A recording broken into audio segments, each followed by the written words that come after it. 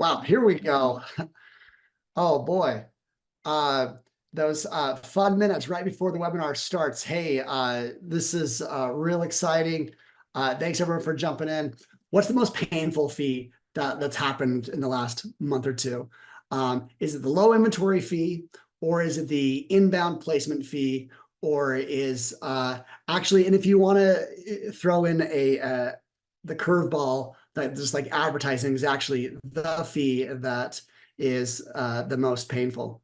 And then I'll share this low inventory calculator. So we just wanted to create a visualization that helps people understand what's actually going to happen if I keep my inventory in there longer. Because sure, yeah, Amazon is very clear, you're going to pay this fee, but we know that there's other fees going on. We know that there's like a monthly storage fee, and that actually the monthly storage fee can get really crazy during Q4. So this helps you understand, if you have inventory for just a week, if you have it for 2 weeks, 3 weeks, what the fees are going to look like.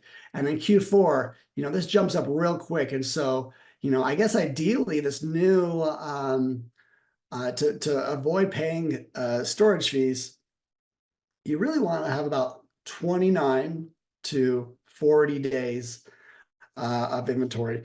Sure, if for certain types of products, let's make this one smaller. Yeah, you don't pay fees. They don't go up nearly that high over time. But this was really cool. We just wanted to help people with this visualization to kind of uh, uh, to learn. And so just one of the ways that we've gotten busy. Now, I mean, some people don't even exactly know what this podcast is. So not this podcast, this webinar is going to be all about. But there's one thing there's a few things that we're going to share that we've worked on for months. I've sent it back to the dev team multiple times saying hey, not good enough. And so we have some new stuff that we're excited to show. But first, I want to ask, why are you here today? Eric, I'm gonna pick on you. Eric, why'd you show up? I had no idea Eric was going to show up. So I showed up because when I get an email from any heavy player in the space like yourself and got a lot of love and respect for SmartScout, I mean, I show up. I allocate the time out of my day, and I'm always trying to learn and educate and increase profitability. And if anything helps me from this webinar do that, then it was well worth my time. We got a question about the y-axis of the low inventory fee. So the x-axis is days of cover. The y-axis is how much money you will spend per unit. So this is dollars, if I understand my y and x-axis is correctly. Now,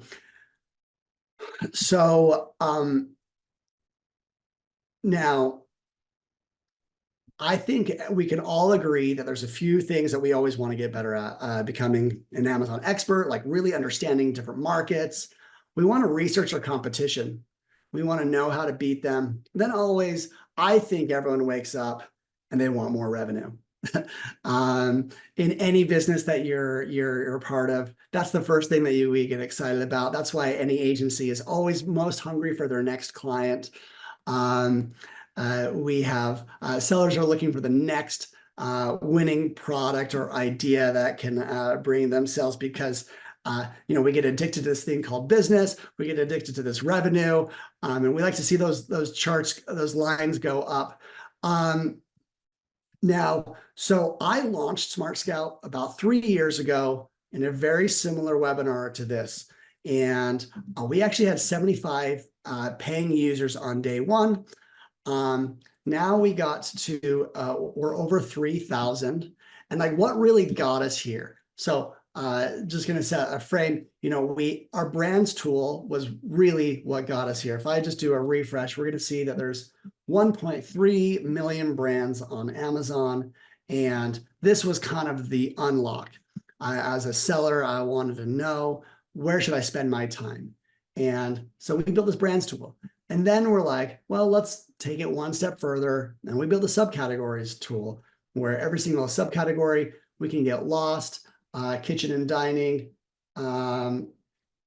You can get real, I like to go to the air fryers because it's kind of a new growing category that ends up in lots of kitchens nowadays. And it's a $30 million business, $30 million a month. And so the subcategories tool launched us kind of into a new area where people could kind of like see different categories. And so we didn't just serve people that wanted to look at every brand, but maybe they wanted to look at categories. And then we just innovated on top of that. I want to show something. No one on my team knows that I was going to do this. I came across a seller that I think if you are a wholesaler or an agency right now is an opportunity. Does anyone know one of the more recent bankruptcies that happened in the Amazon space? Can't wait for a wrong answer. It's going to come. The wrong answer it's in the back of everyone's mind. Wrong answer, Thrasio. No, there's another one. And Feel free to unmute yourself and shout it out too. Right. This is PharmaPack's close, but this is more recent. Closer to PharmaPack's. So there was actually a public company that sold on Amazon, and they were just a seller. The way they got there was roundabout, there was an acquisition and an acquisition. This company is Caspian. Oh, Nick, you nailed it right before. Man, if we were giving out gift cards, I would like throw one right now across the screen. So Caspian kind of went under, and I never even looked at that of like what that actually means. Well, we're gonna jump in to oh shoot, was I sharing my screen? Yes, I am. I think I'm going to jump into Caspian, and you're going to see something that I've never seen. If I look at the brands that they cover, look at how the month over month change of their brand coverage. So one thing we like to do is we show a seller and we show all the brands that they have and their estimated brand share. So they were a very large seller, 9-figure seller, and those days are gone. Years ago, I think 6-7 years ago, I saw moves that they were making, and I was like, "Ooh, that looks like you're losing money on that product." They were selling and discounting it very heavily, and they worked in an agency capacity. They worked in as a reseller, and they are no longer able to pay their bills. And it does follow the PharmaPacks and Thrasio, where like growth at all costs, you lose your fundamentals, and that's what happens. So we just see so here's a lot of opportunities of brands that are no longer working with them, and at one point they probably were doing a considerable amount of revenue. Let's show some new stuff off. So we built something, we call it brand reports, and it kind of we've actually had it around for about 5 months. And there's one reason why I'm just being totally transparent here, why I didn't like market it or push it, is it takes us a second. It takes us for a large brand, it could take us like 20-30 minutes to build the brand report. So let's pick on another bankrupt seller and one of their brands. One of the companies that was previously mentioned was Thrasio. This is one of their darling brands, Angry Orange. And I think back in 2020, this was a smaller brand. They grew it to be much more considerable. It's a good brand, but if we're gonna peel behind the weeds and see there's trouble in paradise, that their year over year, that's the gray line is behind. It's down, and they've had some challenges. Actually, this might be month over month. We have in what we're going to show a little bit later on the year over year. So this is actually this kind of tees into Dave's comment about like why wouldn't a brand sell direct? A lot of executives, actually, let me just ask this question. Has anyone ever dealt with a brand that's is annoyed by Amazon, doesn't understand it, doesn't get it? They don't want there's products on Amazon. They think Amazon's going to ruin their other channels. Totally, totally. And you know what? Sometimes maybe they could be right. I have a good friend that works for a D2C brand that's succeeding, and he just could not make any headway with communicating to like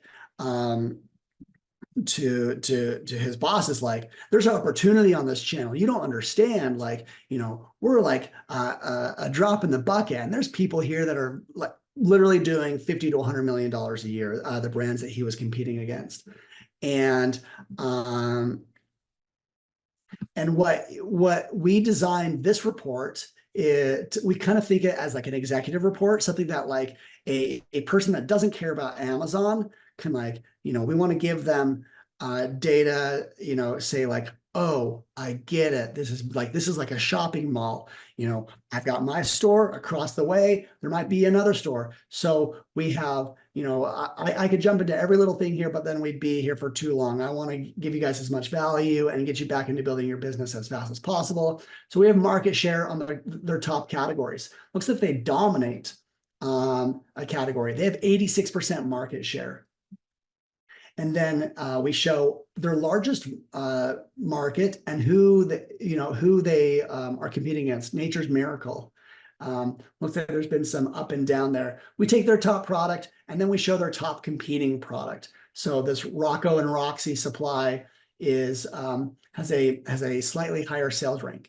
And then we show head-to-head keywords. And each of these tools you can click into to learn more. If you want to jump into Ad Spy, you got that here.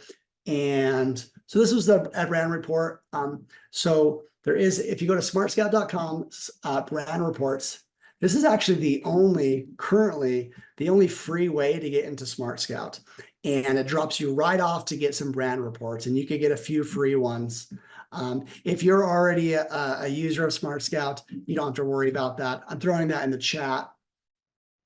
And we wanted to give this access. If you're requesting a large brand over 200, 300, 500, 1,000 ASINs, it'll take a second, and you actually could come back to it within an hour, and it'll be done. We made a decision with the brand report that we wanted the data to be fresh immediately. We didn't want to deal with week-old stale data, that kind of defeats the purpose. And so are the brand reports available for Canada? That's a good question. Let's find out. They're not. I figured out why. So it's only for US only. This is just, we'll get it into Canada as soon as we can. That one would make a lot of sense to do, as we've actually done, there's been a lot of interest in Canada and the UK. No, sorry, not the UK. This is US only. Now I'm going to share another fun tool that we've built with our team. In fact, this tool is called Popping Topics. And we're going to jump in, and what do you guys see? What's the trending keywords going on right now? What's popping? If you paid any sort of attention to social media last weekend, we know what was going crazy. Everyone wanted those solar eclipse glasses. Who saw the solar eclipse? Did anyone see it in full totality? Were we all just looking at our computers? I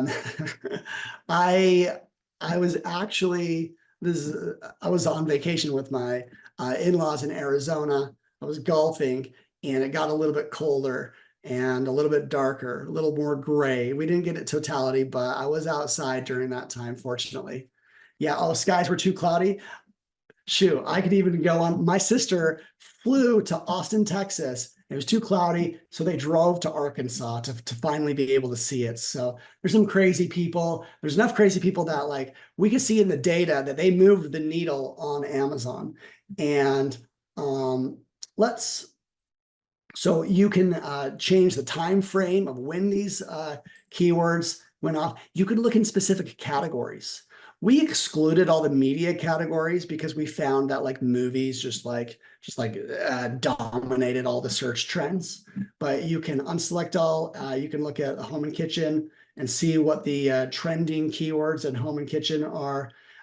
You can jump into these, dresser for bedroom, floating shelves for the wall. If I click on the chart, it'll show you a lot of interesting data, relevant keywords, who's ranking, and search volume over time. So let's see. Then there was one that I came across this morning as I was preparing for it. Ooh, I have to get all categories again because I think it's a sporting category. Of course, I'm hitting all the wrong buttons. So pickleball. I actually found an Amazon hack as I was searching for this. So pickleball seasonal, we know right now it's really taken off. It looks like PPA pickleball might be one of those leagues. Maybe they launched a product. Carbon fiber pickleball paddles is growing. Selkirk is a brand that's doing really well. I think some of the US brands are actually fighting back. I follow this category a lot just because it's an interesting growing one. I'm seeing the US brands do quite well in comparison to the Chinese brands. So, okay, this was it. I saw this pickleball paddles 2024. Like, okay, that makes sense. People start searching that, it starts to take off. Right now you see the season starting, and I click on this, and then I found something that's like, wow, I did not expect to see that. So we look at all the sponsored products here, but someone stuffed they have a model number for their paddle 2024. It's a 2024 edition, and of course they have the #1 organic rank for that. I had never seen that. I've never seen anyone use the year as like an addition, maybe an improvement, or maybe they just updated the title 2024. Maybe you do a 2025 print. It's the same product. You just call it the 2025, and so you change your copy, and that can help you rank on what looks to be a growing trended search. So I've never seen that. And just kind of one of those things that happens when you get really nerdy into a category, and the data will pop out some interesting behaviors. So if you liked that hack, let us know in the comments. Tell us in the comments that you loved it. So let's see if this is something worth passing on to other people. Let's get to, actually, let's click through this. And I think, did it go through? Yes, there's a little teaser. Does anyone notice anything on the right here? As we pulled up this product, we are working on a Chrome extension. Looking to launch this, not anytime, not next week, maybe a few weeks afterwards. We do have some targets, but we also want a lot of people to learn it, to use it, to break it, and because there's a lot of data that's very specific to a product page that we can display, and so that's kind of the value of a Chrome extension. And you're not going to believe the price. We're looking to launch this at a free price for as long as possible. But if you would like access to our beta, if you want to be the first to find out, I'm going to throw that should take you to a form to fill out your email, and we'll make sure that you have first access to this Chrome extension, as we think it will move the needle, save you some money. As people are juggling many subscriptions, we want to try and we're listening to our users and give them what they're asking for. And with that, we will jump into what we decided to create a webinar for. is there a brand owner that doesn't really understand Amazon? Maybe they don't care about Amazon. Maybe they hate Amazon, or the reverse. Maybe they have unrealistic expectations. They don't know what a win looks like. They don't know what's possible. They don't know what their competition is doing.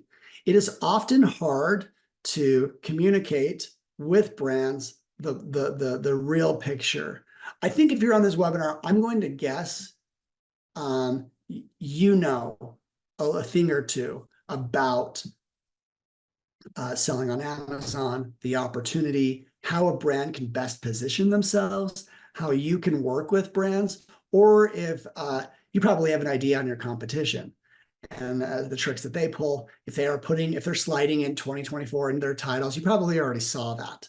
But then again, you'd be in the minority. And of the tens of thousands of million-dollar brands, there is a lot to be desired. They don't get it, they don't understand. But we want to give data that gives that aha moment to those people that don't. So we want to be able to help you communicate and bring value to them. But maybe you are a brand and you want to research your competitors. You want to really know who is my competition, who's not my competition. And maybe you just want to find opportunities and understand the product trends.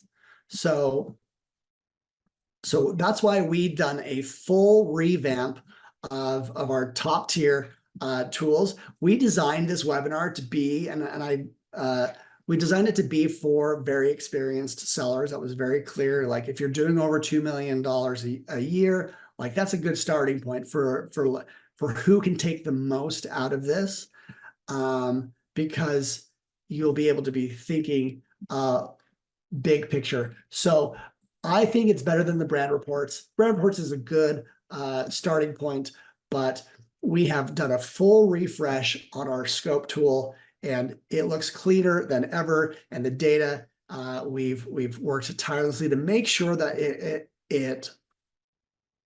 it speaks to you very quickly of what's going on. So let's pick on our favorite aggregator brand, Angry Orange.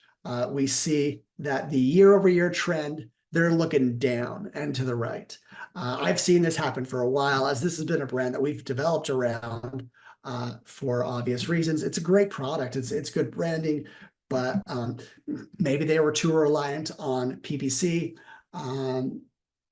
Let's jump in to some of these data points.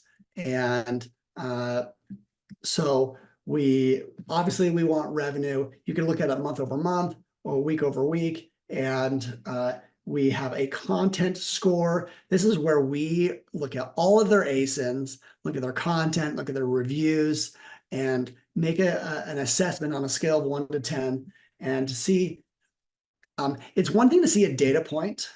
That's just a data point. But when you see a data point over time, that's a story. And so, here, their content score, it's actually been dipping down a little bit. And you look at the keywords, the number of keywords that they're ranking on, again, dipping down a little bit. So trouble's happening in paradise. They're probably pulling back from the ad spend as they're forced to by the larger picture of their finances. Okay, yeah, it looks like, and you know what, there's inventory issues as well that you're going to see a lot. I'm going to pick on one of my brands, and I could show you where we had an inventory issue in the data. So not only do we have that view, we could jump straight into the market share, where we take Angry Orange, all of their different categories, and how they're doing all at once. And this is over the last 2 years. You can pick on a specific one. Let's go to dog odor removers, and then that will load up here in the right. And we can see the brands, their market share, Angry Orange, Eco Strong. So they know who the big players are and actually who the small players are. We can grab them all, and that will add up to the 100%. But you get a real good picture. And we've had some people that used this, and finally they're you know, the executives, they're like, oh, I get Amazon. And you know, it helped them command resources, even sometimes command inventory over other competing channels, knowing that this could be something. And we have we work. There's a good question about Dave about the accuracy. We spend a lot of time working on the accuracy, and it's important to us. Have we gotten it right every single time? No, we've seen some problems, but there's what I'm really proud about, which is also the hardest, is variation pages. Man, I could go on a detour on those. But we've made a lot of progress how we divide out the revenue across variants. And now what's more important is you know, estimated revenue or the share. They actually both tell different stories, and based on what your goals are. If you're very established, you've been around for a long time, market share becomes a little bit more interesting. But if you're new, you probably just like want to chase growth. We have additional tabs. Like we could get lost in data for a long time. We show keywords over time, their search volume. You could take a search term, and we show you how much your brand is taking, you know, what percentage of your brand is taking that traffic, and who your top competitor is, and how much traffic they're taking. We've actually linked this back into our propping topics that we showed off earlier. We for every keyword, that's kind of like been one of our secret sauces about SmartScout, is the data kind of like all like layers into each other. If you're looking at a category, you can jump into the keywords for that category. If you're looking at the keywords, you can start to see the historic data. And that's something that we love to keep doing. So expect, you know, I even pinged my developer this morning about a new a way to thread some of our data. Let's I'll take your time for just one more. I want to show off how we do this at the category level. So we just did a brand angry orange. Let's look at the category. There's a few categories I can look at. I'm gonna pick up myself, as I do have a brand that I've worked on the last 3 years. It's in the metronome category, and we're going to show you some of the inventory issues that it has had. And let's see. So my brand is Tempe. And if I click on Tempe, we could see some peaks and some valleys. You know, there's some times where we're, you know, barely selling anything, if at all, you know. That might be some residual data, see us as low as 1%. And then we get inventory and we pop back up. And that's happened multiple times as we push the gas, or have to pull back because our top selling variant is done. And you know, after this call, I actually kind of want to show this to my partner, because you know, there's clearly more we can do at 3% market share. We can definitely do more. This isn't like a ginormous category, but it's meaningful, as it's one of our stronger products. Now, I actually had a funny idea as I was preparing for this. As right now, is that if I just hit 40, and you know, it means I have to take fitness very seriously, and I'm obsessed with protein bars right now. I've got 2 that I could totally recommend, 2 brands, and they are actually they're Amazon stories in their own right. But if you guys have tried any of these, let me know. I've got Bearbell, so good, and Built Bar, so good. So I've got 2 competing protein bars. If you guys are interested in that category, kind of like I am, let's see what, and this is like a large protein bar. Sports nutrition bars. There we go. We got the let's jump straight into market share. I like to see the brands. We have Quest Nutrition, Bear Bells. They've hit second overall, so a huge business. One thing about Bear Bells is Amazon doesn't sell them. They are a third party seller, which means in the summer they get slammed because they can't afford to not be a part of FBA. So this is one of those categories where like the movers and shakers are very big. So since I've been using a lot of protein bars, I like to jump in this one to see these big players, how they fight it out over time. All right. Well, these are some of the things that we've worked on a lot. You know, I expect to continue to improve on them. We stress about this. We oftentimes, you know, have to rethink how we display data. And this is one of them, our most considerable updates in the last year. We think it can help a lot of you guys. And if you want access to this, we actually, this is this latest feature that we've done. The rest are available in our entry-level plans, but it is on our enterprise. And so if you go to SmartScout, there's a request a demo button. I'll throw it in the chat, and we'd be thrilled to show you more, show your brands and your competitor brands, and so you can find out exactly how this data can apply.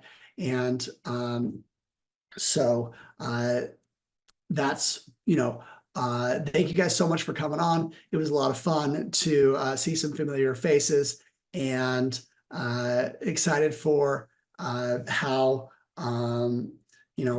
our business has been going, and it's really just forced us to invest back into things. So thanks for showing up, and I hope to see you guys. Let me add one more thing, Scott. Ooh. Make sure to throw in the chat anything that you're currently worried about, anything that stresses you, because we're going to be doing this more often. If there's anything that's like top of mind for you, we'll take it into consideration as we prepare for the next one. So please just feel free to hop into the chat and leave that, and I'll make sure I save all of those messages.